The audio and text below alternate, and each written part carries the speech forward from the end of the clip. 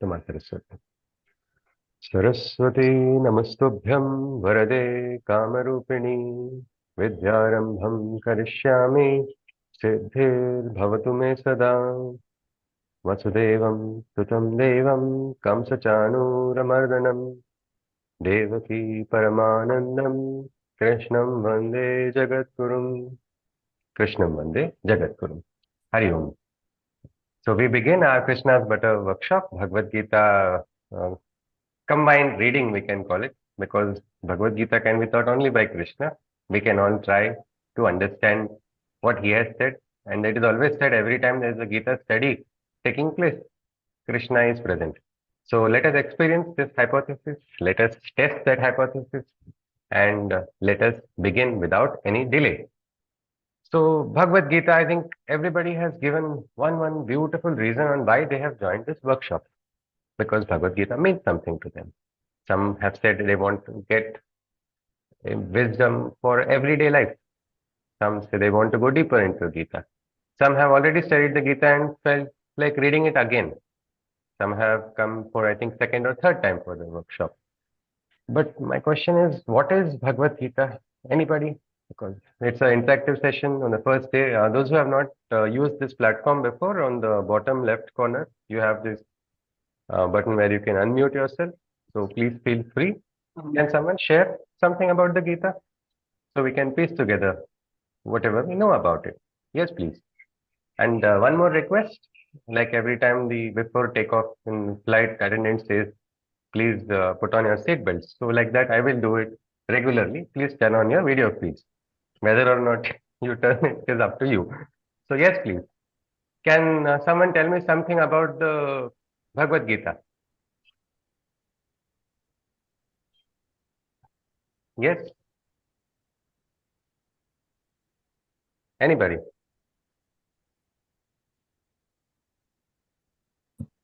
Probably it is a song of life which we are singing every single day. But the only thing is we are not trying to understand it or appreciate that we are living Gita. Okay, we are singing it every day. It's a song of life, is what Dr. Himaji is Yes. saying. Okay, all right. Your Gita, isn't it? A song. And who has sung this Yeah. song, Dr. Himaji? Shri Krishna, Lord Shri Krishna, along Okay, with, in fact, what I feel is we should be thankful to Dhritarashtra because he okay. was the person who gave us Gita. Acha, okay. We have to be thankful to Dhritarashtra. Gratitude to Dhritarashtra is what Dr. Himaji is saying because of him. All right, we will go to him. Why we can probably, why is Dr. Himaji saying that? We will come to that. So, okay, song, Bhagavad Gita. Gita is the song by Yogeshwara Sri Krishna himself. All right, so next question. So, this song was sung in which concert? Where was it? Anybody? Mahabharata. नहीं, in the field of Maha. marketing. Okay, in Kurukshetra. All right, fine. Thank you. Dr. Tanviji has said it is in the field of Kurukshetra. Somebody or Dr. Tanviji would like to say something more about Kurukshetra, or anybody else? Something about Kurukshetra? What was this place? Was it a seminar room? What was this Kurukshetra? Anybody? Kurukshetra was a war place. war field. Okay, it was in the middle of a war field, and one gory war was going to take place. For how many days? Any idea? Anyone?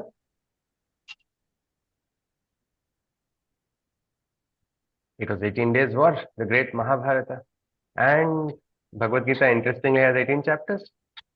And is Bhagavad Gita a standalone book, or is it a part of a bigger book? Anybody?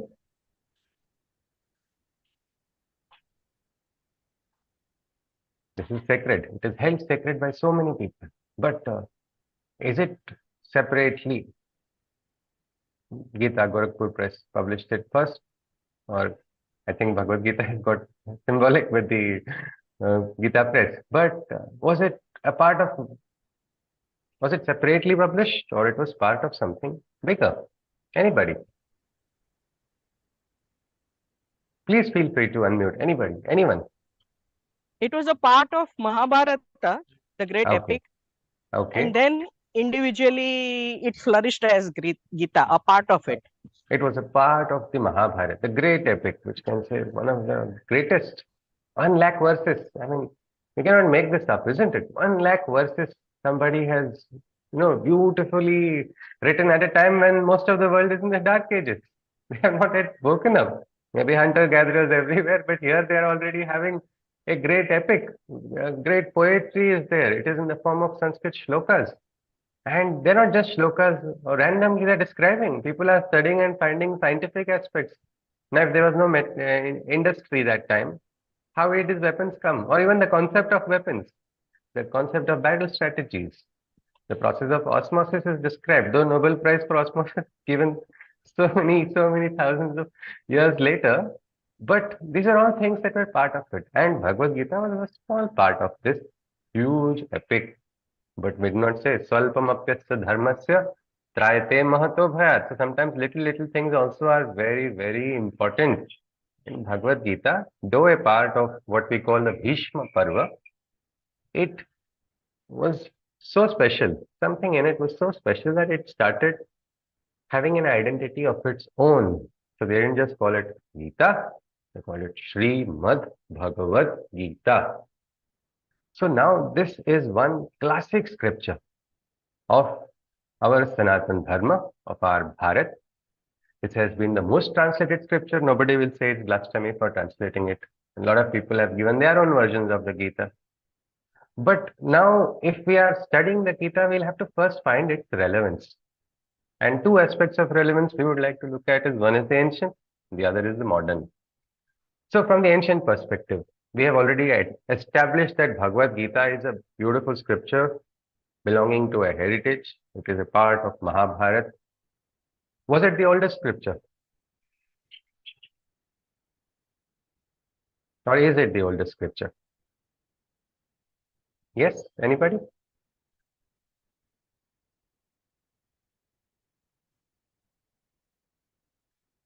Please feel free to. Nobody is perfectly correct, including myself. So I'm free to talk. I'm talking. Sometimes I'll make mistakes. You point me out, and you can feel free without any hesitation. Is Bhagavad Gita the oldest scripture? Number one. Yes. Anyone? Yes or no? Yes, Chaitanya ji. Probably, No, I think probably it's no. not. Okay. Yeah, Okay, then probably which? no. No. All right. We are in unison in this. Already yoga has been established. So, what is the first known scripture, the oldest scripture known to mankind? I think it was Ved. Ved. Okay. And in Ved also there's Rug, there's Yajur, Four. there's Sam, there's Yes. Atharva, and it was the Rug Ved which was considered the most ancient. So, what was the language of the Ved? Devanagari? Devanagari is the Lipi. Devanagari was the Sanskrit. Lipi. Yes, Sanskrit. Samyak Kritam Sanskritam. So, it was in Sanskrit language. Now, Sanskrit language is a language mostly restricted to prayers in the temples only, isn't it? Or is it a language of communication? Anybody? Communication in many Communication. parts. In many parts. So people communicate. Is it what Dr. Hemaji is saying? Yes? All right. Anybody in our group who knows to communicate? Sarala Sanskritam at least? Just something? Mama Nama Sushrutaha. Mama Nama Sushrutaha. Bhavataha Nama Kim. What is your name? And there are so many people who are nowadays. There's even a movie which has come out in Sanskrit, made by youngsters, and people are composing. Okay. Surasa Subodha Vishwa Manognya Lalita Hridya Ramaniyam Amrita Vani Samskrita Bhasha Naiva Klishta Nacha Kathina. It is like that. It is not so difficult. Only we've not been introduced to it, so we feel it's difficult. Many organizations are working continuously and tirelessly to spread this Sanskrit language. Why? So we can access the wisdom. It's like a direct password to a repository which is limitless. And so that is one thing, the Sanskrit. But the Sanskrit that is spoken even by the best organizations today, is it the same as the Sanskrit spoken in the Vedas? Is the big question. Anyone?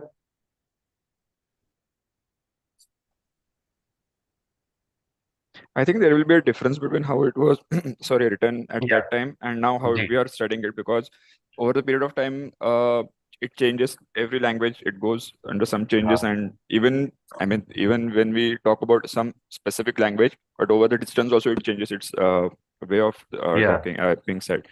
So I think it will be different, very different compared to what it is today. Okay, all right, Chaitanya ji. So that is one interesting aspect when we go. Now I'm in Pondicherry. So in Pondicherry we speak Tamil mostly. And but if you go to Tamil Nadu also, Tamil in Madurai is different from Tamil in Kanchipuram to Tamil in Chennai. So different places, the languages change. However, Sanskrit, which was known in the ancient times, it was called Vedic Sanskrit. It was a little different in its rhythm only. You can see the various chandas of the Rig Veda. There are suktas, there are thousands of suktas broken into 10 mandalas in the Rig Veda, and each of them have a different rhythm. And later on, Sanskrit, which was given a beautiful structure, it was the grammatical structure was formed, and then after that, there was no variation in that structure, though. Though people will speak different, like people belonging to a particular organization will have what they are familiar with, so they will use that. But the overall structure was not changed at all. But it is said that Vedic Sanskrit is different from classical Sanskrit or the Sanskrit that is understood. And now, what is there in Vedas? Ved itself means wisdom. It is the most ancient as truth that was known to our ancestors. Western invaders tried their best to distort their meaning. They can continue to try, but it is something like the effort of Sisyphus. It will not succeed. They have to keep doing again and again, but it's not going to work out because what happened is the meaning and the core of what is there. Like so many Vedic goddess and gods, we are not aware of today, but they have still entered into our Sanatana Dharma. For example, we invoke Ma Saraswati, goddess of wisdom, goddess of learning. Saraswati is there in the Rig Veda also. Now, Rig Veda Sanskrit cannot be understood perfectly. Now, if you find some guru who is going to teach you the entire knowledge of the Veda, he says, yes, I will give it to you. Of course, you will have to learn all the rules, all the Sanskrit, and all the years of your life you'll have to spend on it. So, will you go if you get an offer also right now? A particular Gurukul is there in a particular beautiful place. The Guru has offered you, chalo, let us understand the wisdom of the Ved. Will you be able to go right now? No, isn't it? We all have responsibilities. And then question is, where will you find someone who is expert in Vedic Sanskrit? If you read Sri Aurobindo's beautiful book, Secret of the Veda, you'll find each of these devas, they have something called as psychological forces, and they are the psychological forces which are at play. If you become aware, you will see Agni is not just the fire. What Western Indologists tried to say, suddenly we were all barbaric nature worshippers. Suddenly we got up, we saw fire and we got excited and started saying Agnim Ye Purohitam. Or we never saw the dawn and suddenly we saw dawn and we made a Usha Sukta. No, it's not like that. These have a secret meaning. Agni is the priest of the sacrifice also. Agni is the fire also. Agni is the messenger also. Agni is the one who is taking our prayers to the God also. Agni is the one who is bringing the blessings from the gods also to us. If you see, Agni is the fire of aspiration. Now, this aspiration is there inside of everyone, isn't it? If you see most of the songs also, even the Westerns, give me freedom, give me fire. It starts like that. It is something like that. This forces are there, the knowledge is there. However, it is a little distant. So the question comes, will I never be able to read the Veda? Will this knowledge be denied from me? And there's nothing worse than that to be denied from knowledge. So a person who seeks feels, what is this? Where will I get? Well, it is said Bhagavad Gita opens the doors towards the Rig Veda also. It is the Sar of the Vedas. The same truth which is there in the Veda can be understood in the Gita also. We did test this hypothesis after during the Corona time. We had a lot of time. Everybody did have that. So after the Gita workshop, we said, well, let us test if Gita makes it easier to study the Veda. And we selected some suktas of the Vedas. Let us see. So normally what comes first is given as reference, isn't it? But while we were reading the Vedic Sukta, participants were saying, this is there in Bhagavad Gita. This is there in Gita. Everybody was feeling the same thing. And this was something I was not prepared for. I just started and then I was surprised. I said, wow, you have given me so many new references which each individual connected. So that is something. This is one scripture. As we come into the Gita, we'll see it. But in terms of its Shastric value, yes, it will allow you to at least touch the Vedas. You will not feel so far away from the Vedas. Many times we say Rishi Putra Vayam, but we forget that the same blood flows in us also. The soil that we are in Bharat, this is the soil which is cultivated so many rishis and rishikas and rishikas also, because there were the Vedic rishis as well as rishikas who composed these beautiful chandas, and each person can find out and connect to it.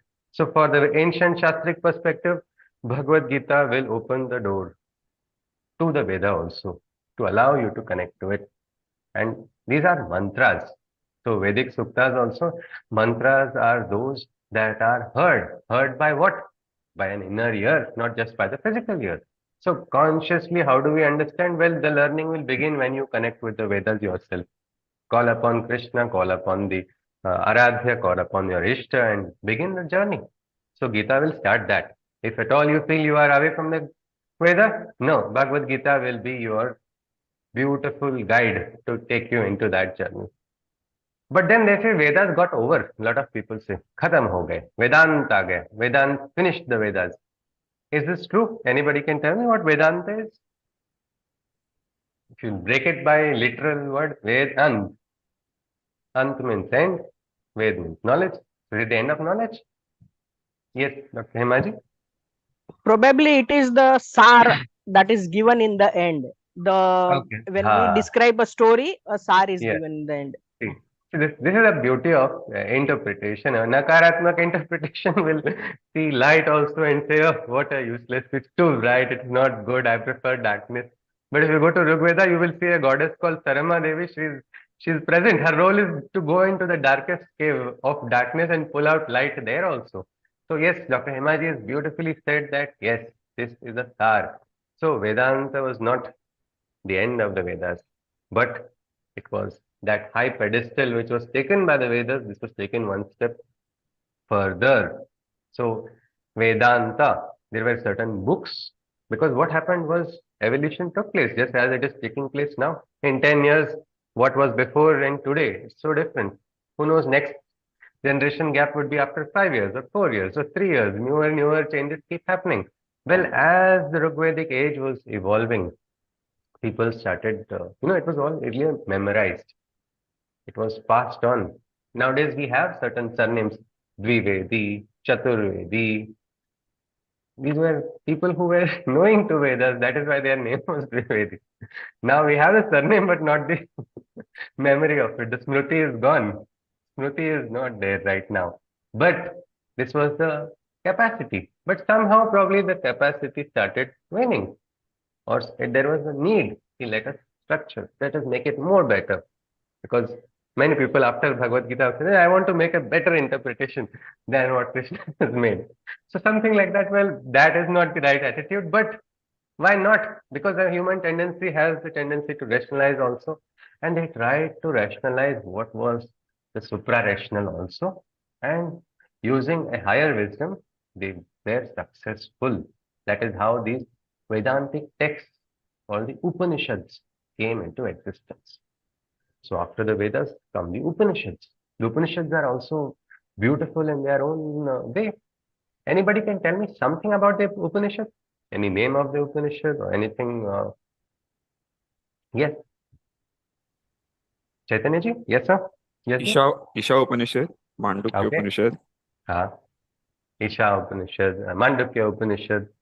Any other? What are these Upanishads? Generally, have you just had a cursory glance or something about them? No. Not much. It looks like it's far away also, isn't it? The Upanishad that time, it's like my Guruji, Damleji, he had told when he was very young, he had heard about this great Upanishadic Vedantic discussion. He was very young. It was called Yoga Vashishta. He heard between Rama and the Rishi. And he says, Rama, you are not there. I am also not there. this discussion between you and me is also not taking place. He immediately closed this book. What is this? If discussion is only not taking place, ye kya padna? Because Vedantic discussion is quite different. It's like suddenly we are all used to what is the mechanical laws of physics, and suddenly here they are talking about quantum, and they think यहाँ पे gravity नहीं चलेगी. So what? Why? Classical physics rules. We believe in them only. Why are you suddenly breaking? But no, that is also a science. And so, yes, as Chaitanya rightly said, Isha Upanishad and Mandukya Upanishad, these are two examples of Upanishads. So it looks like Upanishads is not just one or two. There are many. Can someone tell me how many Upanishads are there? Yes. Anybody?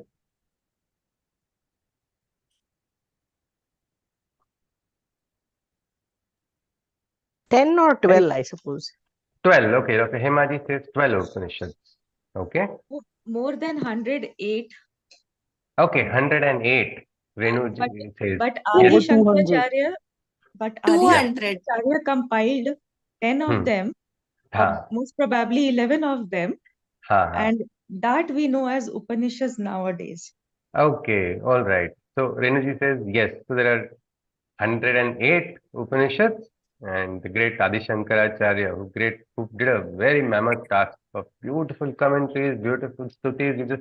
It's an endless. People call him an avatar only in himself, because that consciousness that was reached by him was unbelievable.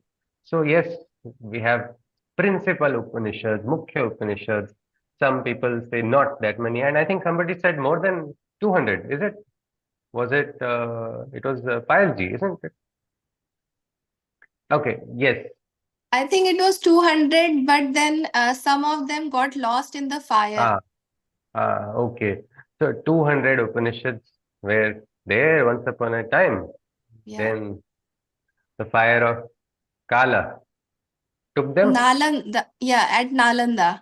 Okay, at Nalanda also. Yeah, this was a very sad, what we can say, part of our history which we try to airbrush and forget.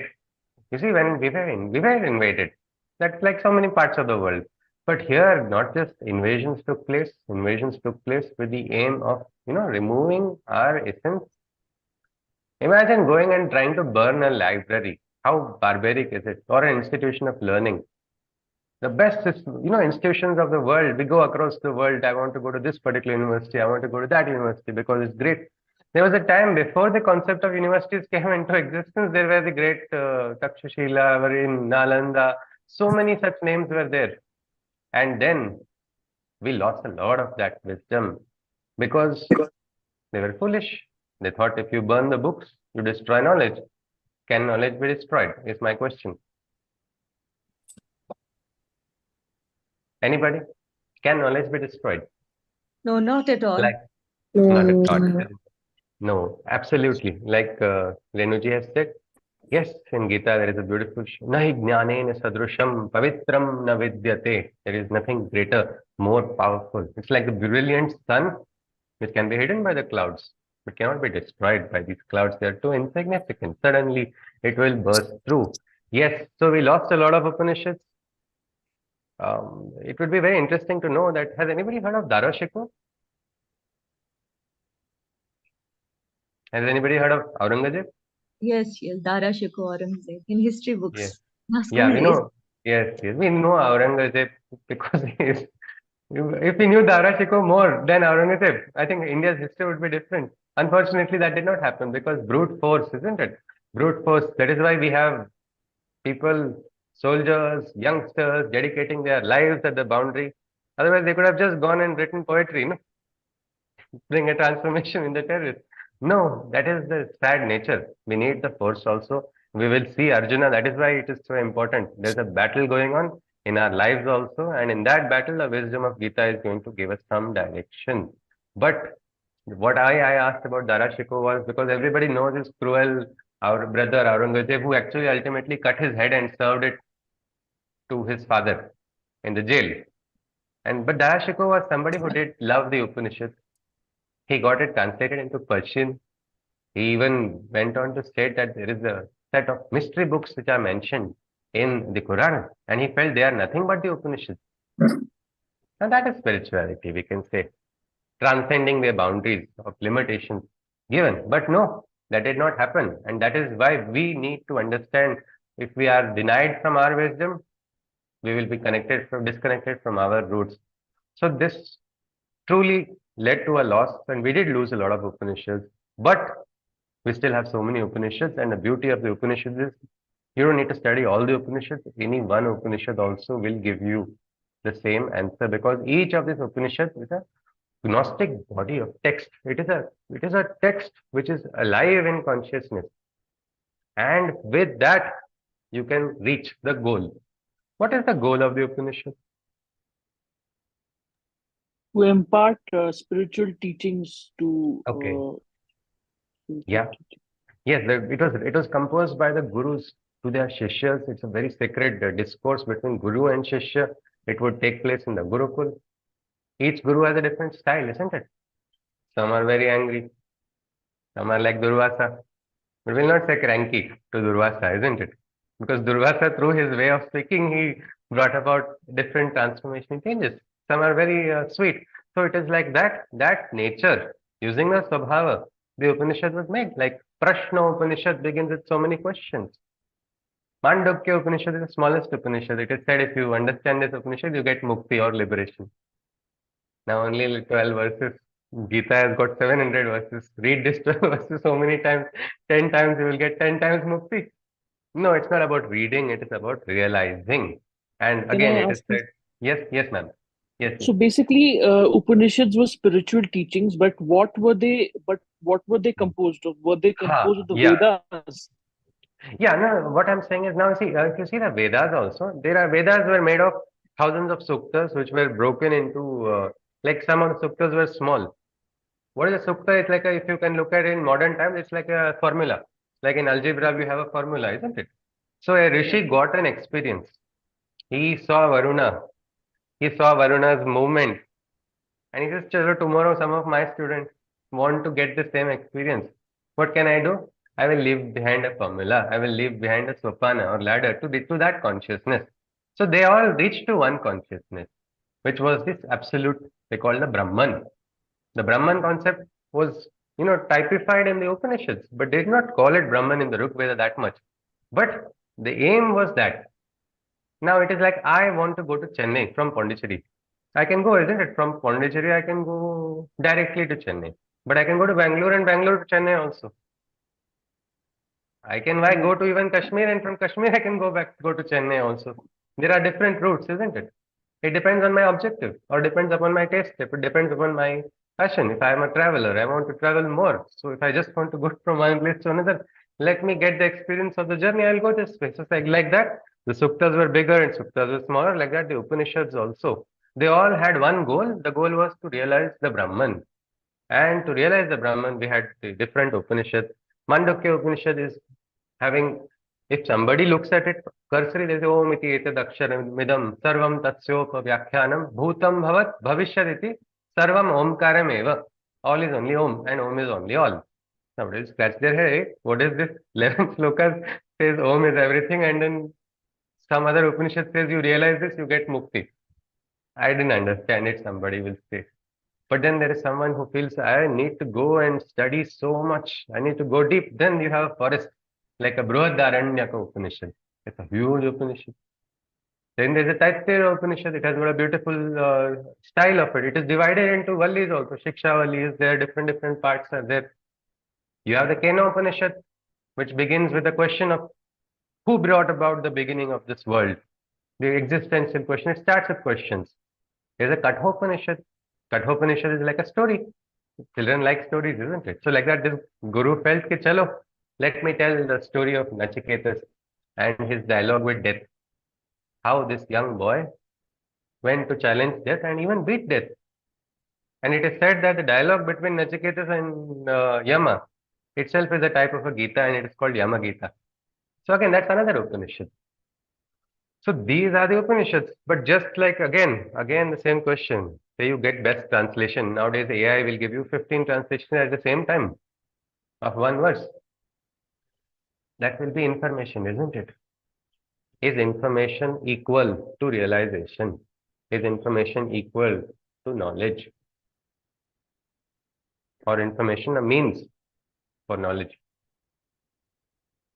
Anybody? Can we equate information? Because today's world, who has information is the king, they say. Yes, Chaitanya ji? I think it is with interpretation that you transform it to knowledge, because just an information can be a raw, you can see like a raw reading or data which you have in front Yes. of you. Yeah. And then if you interpret it rightly, then it becomes a knowledge. Yeah, if you interpret it. But again, interpretations are sometimes biased by the individual only, isn't it? Correct. So that sometimes it is like information has to first become understanding, and then with experience it becomes knowledge. And that process is what we call learning, growing, evolving consciously. And this aspect of Upanishadic wisdom also, it is said that you cannot get, it's like you cannot go without visa, isn't it, to a foreign country? Something like that. To the kingdom of Brahma Vidya, without a guru, you cannot enter. Then again comes Guru Bina Gyan, kahan se paun, where will I get knowledge? Again comes the question, who will give me the knowledge? Already I am working 9 to 5. In this time, I am not getting time to just continue and complete my day. Where will I get the time to find the Guru? And will the Guru be free on my free time? This question keeps coming. Where will I find? How will I find? Well, that is why it is said, Vasudevam Sutam Devam Kamsachanur Mardanam Devaki Paramanandam Krishnam Vande Jagat Gurum. He is one Guru who opens the doors to everything. He says, Chalo, enter. So surrender and get the journey into the Upanishad, because Bhagavad Gita is itself called an Upanishad. They call it Gita Upanishad because again study Bhagavad Gita and then after the workshop try reading an Upanishad, the one of your choice. Just watch how you will now find it to be not so far away. So again, to understand the Veda, to understand Vedanta, the Gita is indispensable. Sarvopanishado Gavo Dogdha Gopala Nandana. One of the Gita Dhyan mantras, all the Upanishads are like cows. The milker is Krishna, and there is one calf, which is this Vatsa, or which is our Arjuna, who is receiving this milk, which is the Gitamrita. Because studying of the Upanishads will become much easier. This is also one hypothesis we tested. We did a study of Kathopanishad. I remember one participant, I think it was Dr. Vaishali ji, she said, at the end of the Upanishad, ये क्या खत्म हो गया, कोई climax हमें लगा कि अभी आएगा, अभी नेक्स्ट आएगा, आएगा ही नहीं. Because already what is there in the Gita, Yama is not speaking something new. Somebody said this is 75% same shlok as in Bhagavad Gita.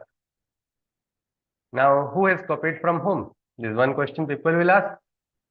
But again, if you see who is who, because if you see the Vibhuti Darshana, Krishna says, I am Yama also. So we don't really have to go into attribution and worries about that. People of our ancient times, nowadays everybody has copyright. I coughed 3 times. This person has also copied my coughing 3 times. So he has to give me royalties. But here Angiras, Bharadwaj, Atri, all these rishis freely gave their text to the world without worry of that at all. Because this is one wisdom which is going to grow by sharing. There's no need to worry about that. So yes, our Gita is going to connect us to the Vedas. The Gita is going to connect to the Vedanta. So this is such a powerful scripture. It is a book. More than a book, it is something like a living consciousness of Shri Krishna present inside of it. Somebody wants to add something? Is it? No. All right. So this is all right. But the younger generation asks a question. If it connect with Gita, it will connect to Vedas. It will connect to Vedanta. Is it? So what? Anybody? Well, this is the right question for a youngster, isn't it?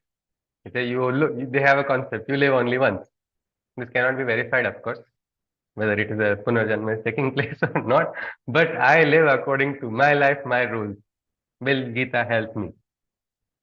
Does it have any modern practical relevance? So that is what we'll look at today, because we are interested for Bhagavad Gita to be not just a scripture that we are going to worship and revere.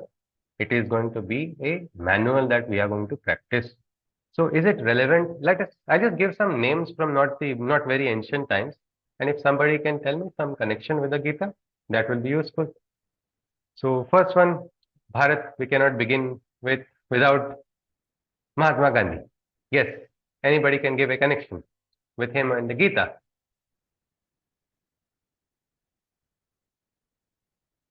Anyone? He has influenced all political Non-violence. parties speak about him before the elections at least. Yes, Non Yamuna ji? Yes, non-violence. non-violence. Okay, so he has picked up the principle of ahimsa from a grantha which is in the battlefield, which is going to take place. And he says Krishna speaks about ahimsa. Now, does Krishna speak about ahimsa in the Gita? We will see. There are some shlokas with the word ahimsa in it. So we will look at it. Okay. So he took up this principle and it had a big influence on him, is what he said. One of the interesting things he said was when he went to the library in UK, the most referred book he found was the Bhagavad Gita. It's also most translated book. Yes, Kavita ji is adding something, is it? Yes, ji. No. All right. Okay, we'll go to one more name. Lokmanya Tilak. He also interpreted the Gita. He also spoke about violence, non-violence from the Bhagavad Gita. Lokmanya Tilak. He was known for his non-violence.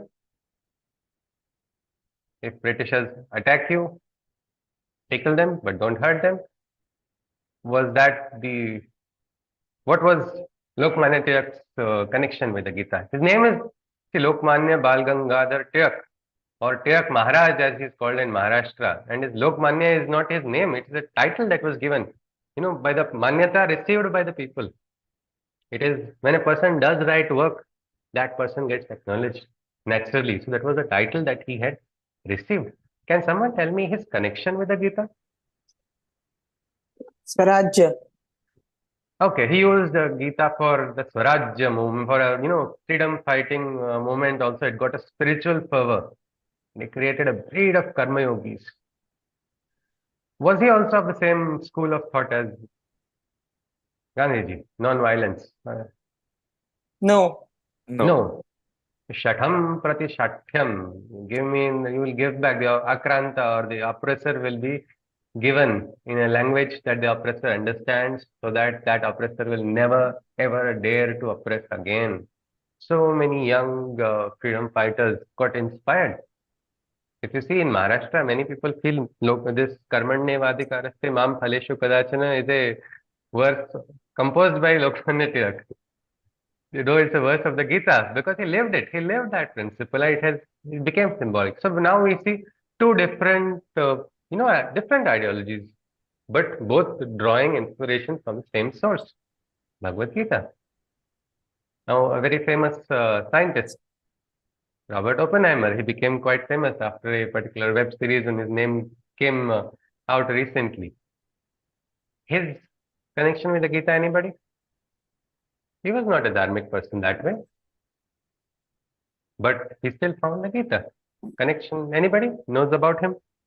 Yes, Robert Oppenheimer, a scientist involved in the Manhattan Project. Nuclear bombing. Yes, yes. He actually, one thing is to read, one thing is to understand, one thing is to relate. And he related it. Whether or not he was living the principle, somebody can discuss and debate. That is the stuff of the debate. But the fact that one of the very pivotal moments of mankind was this nuclear bomb. And during that, man had that mushroom cloud when it was rising. What he could have remembered so many things at that time, but no, he remembered the Gita and a particular shloka, which actually goes like this: Kalosmi. We will come across that. We will come across that. Which portion of the Gita it comes also. It will be interesting at that particular point when it does appear. Though he interpreted it wrong, probably we cannot blame his Sanskrit teacher. We can probably blame him for the wrong interpretation. He said, "I am become death." But the shloka talks about I am time, and time is the bringer of death ultimately. Because ultimately Kala has even eaten death. If he has become death, Kala has also taken him as well now. Because Kala takes everybody.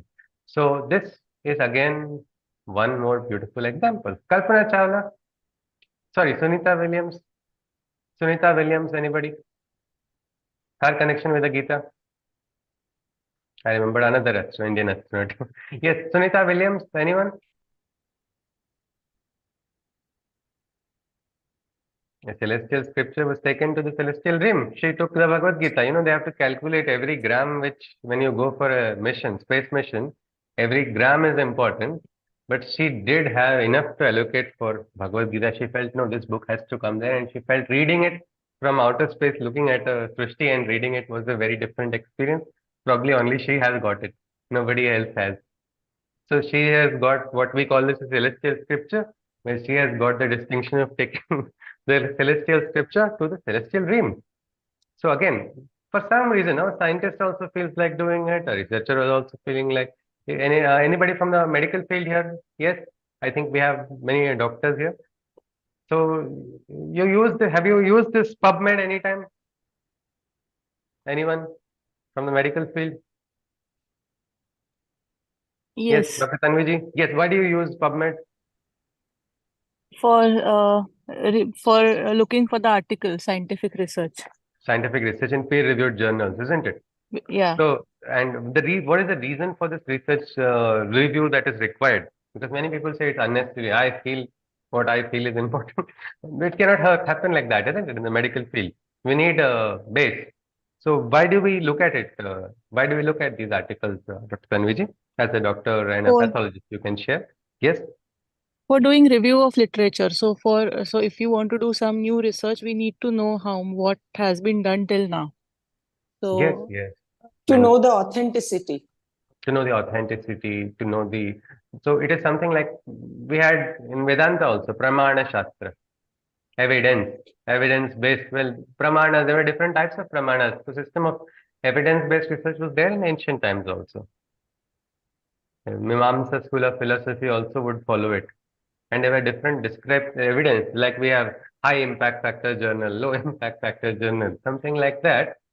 There was this review. And if you will be surprised if you go to PubMed today and type Bhagavad Gita, you'll find page 1, page 2, page 3 articles, research articles on Bhagavad Gita, because research has been done on the effect of Gita in everyday life, even from the medical field also, from the psychological perspective also. And just during the COVID times, one particular doctor shared me he was from Nepal, and he shared his experience. He said, in terminally ill cancer patients were in Nepal were studying the Bhagavad Gita. And that research, I am waiting to get the results of it. But this is very interesting that if you study the European Heart Journal during COVID times, they talked about Bhagavad Gita as a manual for the doctors to face this. I'll share one article. I had an opportunity of working with a neurologist and a psychiatrist to publish on Gita and helping a person get over moral injury. That was again in a peer-reviewed journal. You see, American Journal of Psychiatry, everywhere. Krishna's model of psychotherapy is best. Psychologists have to use it, is what they are saying. We need to identify, because Gita begins with depression and ends with realization and liberation and freedom without any medication. How did Krishna do that? What jadoo did he do? Or how is it? Because in today's day, they say even psychotherapy is of no use. Give the meds. Psychotherapy does not, it helps only to some extent. But here, there's a full transformation taking place, and within a short time. So yes, if you look at it, the modern times, ancient times, management principles, the top school of management, I was informed, somebody told me I should enroll there. I said, okay, thank you, but the fee was quite high. But the Bhagavad Gita workshop was being taught there in the management for leaders, because concepts and principles are there in the Gita. So its relevance is something which we can see. Rani Besant, Swami Vivekananda, all these names you can just keep thinking of. In Bharat, there is hardly any great name which has not read the Gita, which has not picked up the Gita. Any great saint, actually nowadays even politicians quote Bhagavad Gita, though they give very funny interpretations. But every great individual, we can say, any sadhu, he must have written something on the Gita or in light of the Gita. Can we make a hypothesis? Because that most great people have picked up the Gita. Will it not be a far-fetched statement, isn't it? If we make this, most great people of Bharat have picked up the Gita. Yes? Do everybody agree? Most great ones have picked up the Gita. Vinoba Bhave wrote a Gita for his mother, Gitai. Sant Jnaneshwar. At a young age, he got samadhi and he reached the highest state at 21. He wrote Gita in a very simple manner called Jnaneshwari. And people started calling him Mauli, mother. 70, 80-year-old people are calling it nice 20-year-old young man, young boy, mother. Because again, that was the consciousness that he reached. Now, can we just, make a corollary also, just like how so many great people have picked up the Gita? Picking up the Gita can make people great. Can we draw this corollary also? Do you think there's a possibility? Picking the Gita up can impart wisdom, knowledge. Picking it up, not literally, means studying it. Yes? Yes. Any? Yes, Simonaji? Yes. Yes, yes. Yes, Dr. Hemaji has said emphatically, yes, I also absolutely feel that because there is a beautiful verse, Mukam karoti vachalam pangum langhayate girim yat krupatamam vande paramananda madhava. The grace begins to flow as you begin to study this. Personally, I never ever thought as a mechanical engineer I would ever be studying the Gita. Never ever in my life did I think that. Especially when I was young in college, my mother would tell me to read and I would close my ears and say, no, I want to play. This is not the time. This is way back in 2009-10. And after the Gita, I did not feel I would ever dare to touch the Upanishads. But again, Upanishads, because Bhagavad Gita is like for me, blind man's walking stick, no? How important it is like that. Bhagavad Gita has helped in really connecting, at least understanding. I'll not say I understood the Gita completely, but Gita is helping definitely. It helps in so many ways in widening our perspectives. The reason we are just having this discussion before our study of the Gita is that we want to establish its relevance, whether from the Shastric point of view or from the modern point of view. Yes, the Tarkavad.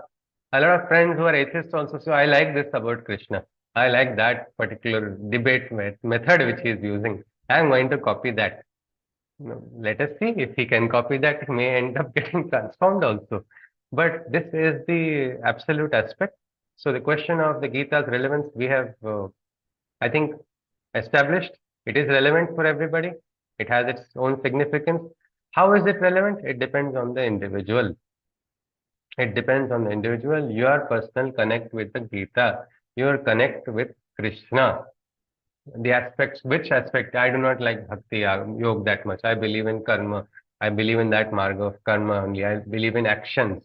Let me focus on that. Well, you are having the freedom. One more beautiful aspect in the 18 chapters of the Gita is Krishna is not going to say that, oh, you've now followed this, you have listened to me, now you have to follow, otherwise you'll suffer and burn in hell.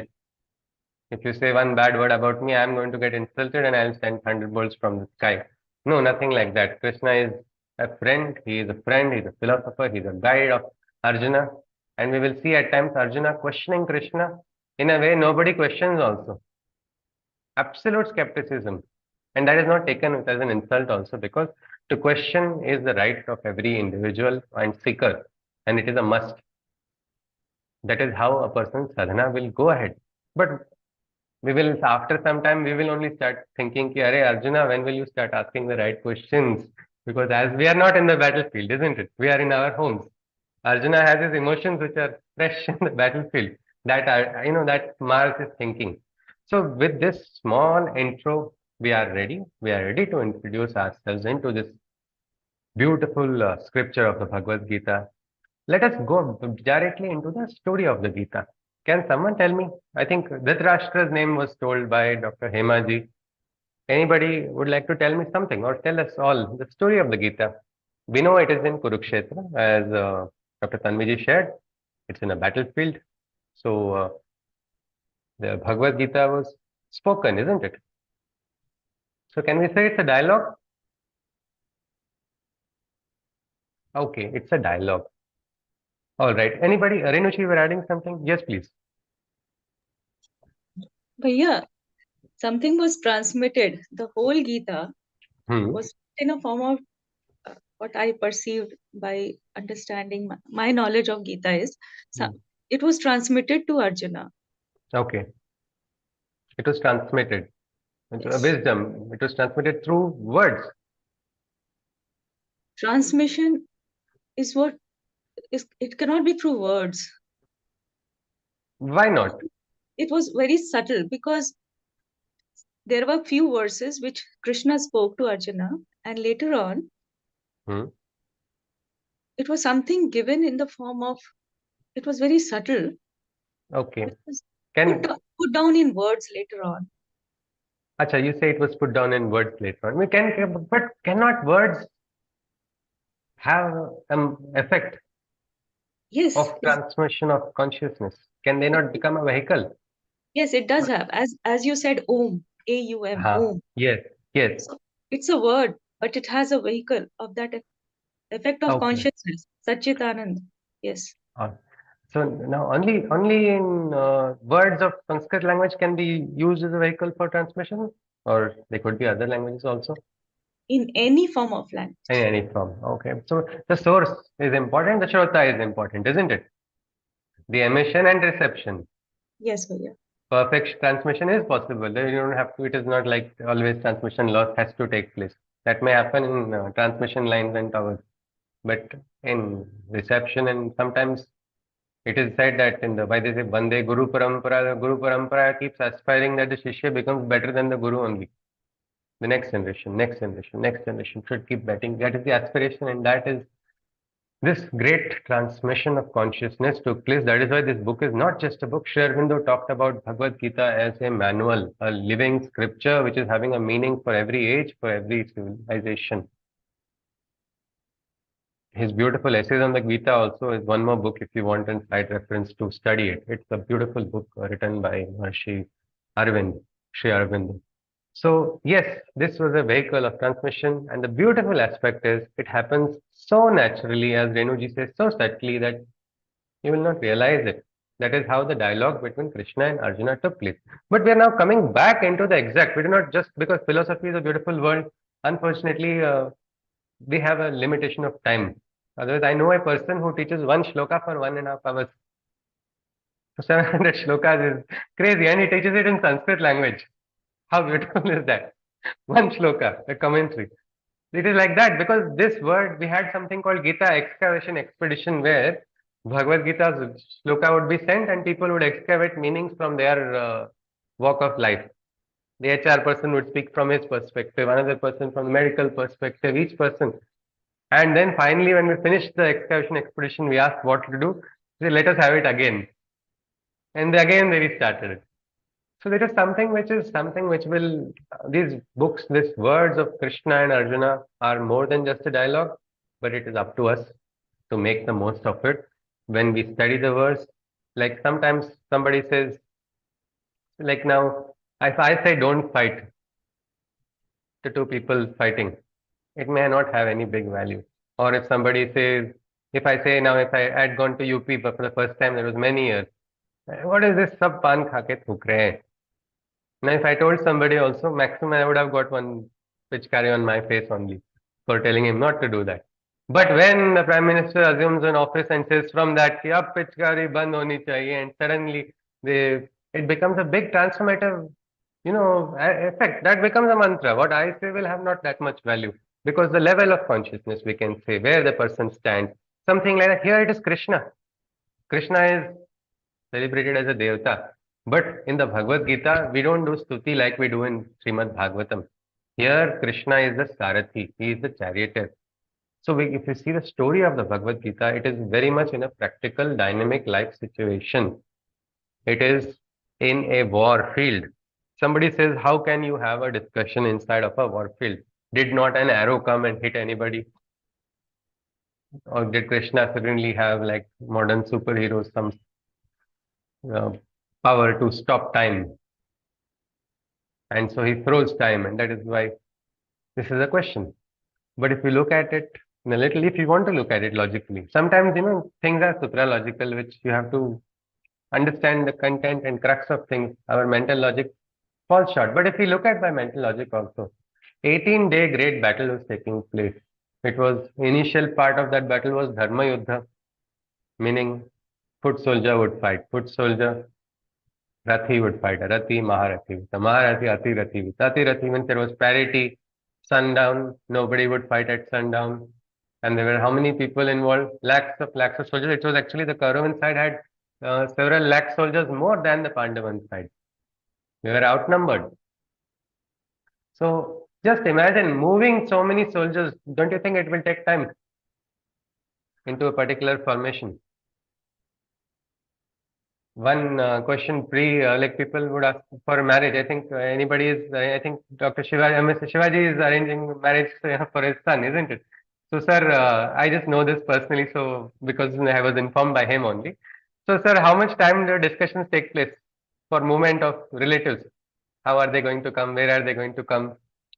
Does it take 10 minutes, 15 minutes? It's never ending. Never ending. And are you having lakhs of people coming? No, not lakhs. Definitely Okay. not. But still, for that also, it's never ending. So imagine Yes. this. This war has not started technically. The Shankhnal had not begun. The war's arrows had not been, it was a Shankhnal, and then people would mark their opponents. That was the state of the war. So this war had not started. And if you look at the entire Gita, if you look at by real time, it would not have lasted for more than 2.5 hours. We are only stretching it for 35 days or 38 days, depending on the participants. But if you see, it is a dialogue because it is a dialogue between Krishna and Arjuna. And it is very much possible, even if it was a dialogue, it can easily happen because each day is so many hours and so many hours before the battle. This is very much logically possible as well. But coming to the Gita, we're not going to be looking at the details of Mahabharata because it is exhaustive in itself. Mahabharata has so many characters and it will be out of the scope of our study. So any discussion related to Mahabharata will be considered out of scope of our discussion. We will look at purely the Gita, and at the same time, your logic is welcome. Yes, but not why did he say like this? Why did he say like that? Many times Mahabharata teaches us what we must not do rather than what we must do. And Gita is the one which is telling us what we must do. Don't behave like Bhishma in certain situations. Don't be this, don't be like Duryodhana. If you are going to avoid being Duryodhana, you can avoid so many Mahabharatas in life as well. Well, this Gita is a practical wisdom, and the story of the Gita is like this, that it begins with the shloka of Dhritarashtra, the blind emperor, blind symbolically or blind practically or both. We'll have to see that.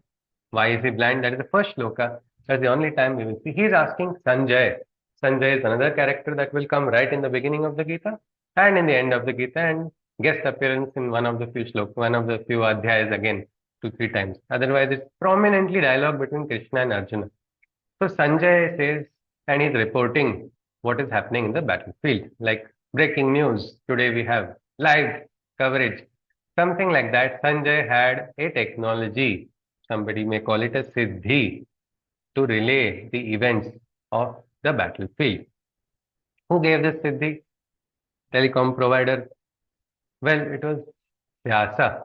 Vyasa prasadena. By the prasad of Vyasa, this was given. By Sanjay, when it was actually going to be given to Dhritarashtra only, he said, I can give you, I have my tapobala, I can give you the siddhi to see what happens. He said, all my life I have not seen. Now I do not want to see. He is already one way sure of the outcome, what's going to take place, which is not in his favor. Because I don't want to see it, at least let him narrate to me.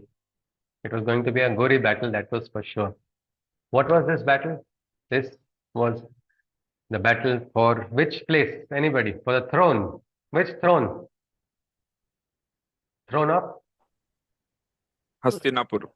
Hastinapur. And where is Hastinapur in modern times, if we say? Haryana. Yes, ji? Haryana. Kurukshetra is in Haryana, but Hastinapur is closer to Delhi. And nowadays also same battles take place for the same place. But whatever it is, this was for this throne. All right. So ultimately, was it a property battle? Modern day Mahabharatas take place in every household, isn't it? We must have heard. Everybody must have heard of one Mahabharata happening because of property. Yes? Power. And this property battle is between Some encroacher or somebody who is a part of the family only? Anyone? Family. Family, Family. isn't it? Yep. Yeah, between brothers. So something we have inherited instead of Bhagavad Gita, we have inherited the Mahabharata Yuddha. It is time to probably inherit the Gita and find the answer. Again, does the Gita ask you to quickly draw all cases against your brother and say it's okay? Or what is it? We'll have to study the Gita to see it. We will not try to get a one word immediate solution to that problem. But coming back to the problem of our Pandavas and Kauravas. So these are two sets of brothers having a fight. Pandavas, Pancha Pandavaha Santi. Five Pandavas are there.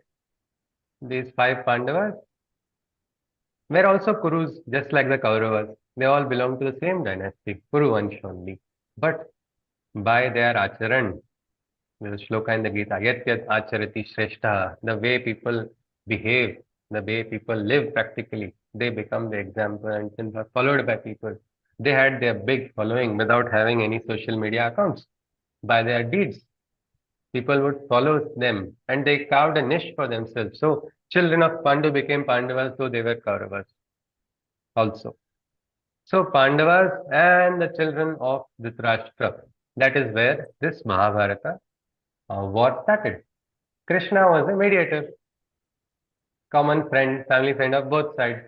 He went there on the behalf of Pandavas because Pandavas were, we will study, I'll share the story of the Gita. We will not need to go to the entire story of the Gita at the moment. So Krishna went in and asked and requested Duryodhana, let this battle be avoided.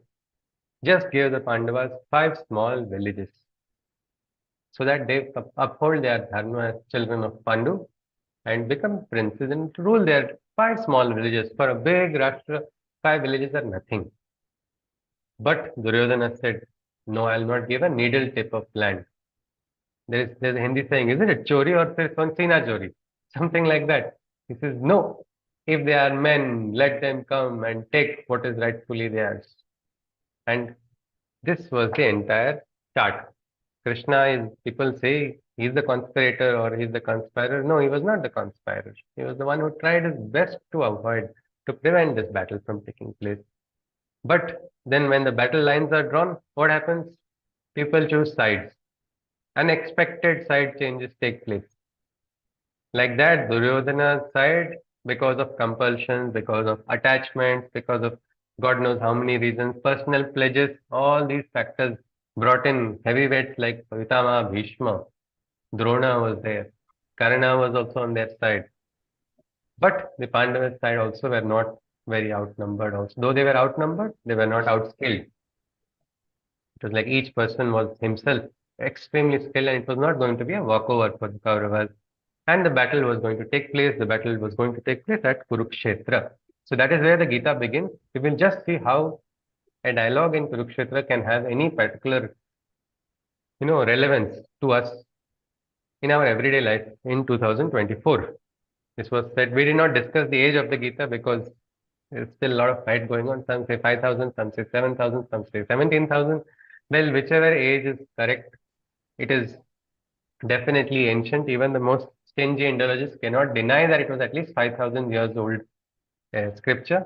But the fact that a 5,000-year-old scripture of that particular day and age is being sought by people of all walks of life in 2024 is itself a testament that there is something in the scripture that we will look from tomorrow. Today's session, we can say, is completed. If anybody wishes to share something or ask something, you are welcome. Yeah, I forgot to say that this particular book, Rhythm of Krishna, I will be using for reference. But if you have an, I'll share the link again in the group if you want to procure it. And if you do not want to procure it, is also fine. If you have any other version also, you can keep that. Only please don't ask me why it is said in your version like this and why this author has said that. That should be asked to that author only. We are going to look at the Gita and its relevance. So with this, I will conclude. Generally, we conclude with a Shanti mantra, and it will complete every day at sharp 7:30. I've taken a pledge. I hope I uphold it in this batch. I have been told by my guru also, Damleji, to keep it, and it is. I'll just try to do that. So today we conclude with the Shanti mantra. After which, if you have any queries, you are welcome. And all our sessions will be recorded. The live link will be shared after the session if anybody wishes to note. And one more thing is many participants have brought pen and paper and really written beautiful commentaries, what they understood. A young 19-year-old astrophysicist wrote a beautiful Science of Astrophysics from Adhyay 8. It was very interesting how he found wormholes and parallel universe theory and all different things, connections. So like that, artists may find their art or somebody, it is all up to you. You can keep it because then you can have your own commentary at the end of the workshop as well. So with this, I conclude with the Shanti Mantra. Hari Om. Sarve bhavantu sukhinah, sarve santu niramayah, सर्वे भद्राणि पश्यन्तु मा कश्चित् दुःखभाग् भवेत्. हरि ओम तत्सत्. Krishnam Vande Jagadgurum. Tomorrow's session will definitely be less boring than today because we'll be reading Krishna's Gita. The Sanskrit shlokas will start. There will be less commentary. We'll have maybe more interaction tomorrow. Yes, please. Hari Om. Hari Om. Hari Om. Hari Om. Namaskaram. Hari Om. Hari Om. Hari Om. Hari Om. Hari Om. Hari Om. Hari Om. Hari Om. Hari Hari Om. Om. Hari Om. Hari Om. Namaskar. Hari Om. If no session is there, I'll conclude. I mean, no question is there, I'll conclude the session. Hari Om. Hari Om. Hari Om.